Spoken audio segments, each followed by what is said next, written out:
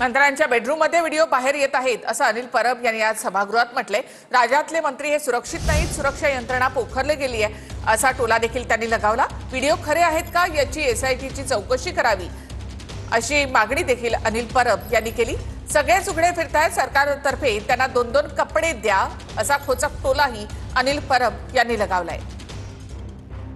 ही चड्डी बनियन गँग किंवा चड्डी टॉवेल गँग चे व्हिडिओ महाराष्ट्रात फिरतायत आणि या गँगचे व्हिडिओ एखाद्या मंत्र्याच्या बेडरूम मध्ये असलेले व्हिडिओ बाहेर येत आहेत। अहो सरकारतर्फे 2-2 कपडे तर द्या, सगळे उघडे फिरतायत। काय चाललंय?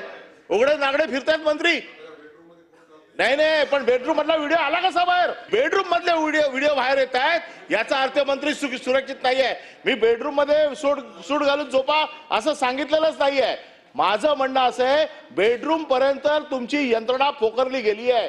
डिजिटलायझेशन फ्रॉड हा जो आहे हा मंत्र्याच्या घरापर्यंत गेलेला आहे आणि त्याच्यामुळे मंत्री जर सुरक्षित नसतील तर सर्वसामान्य माणूस काय सुरक्षित राहील?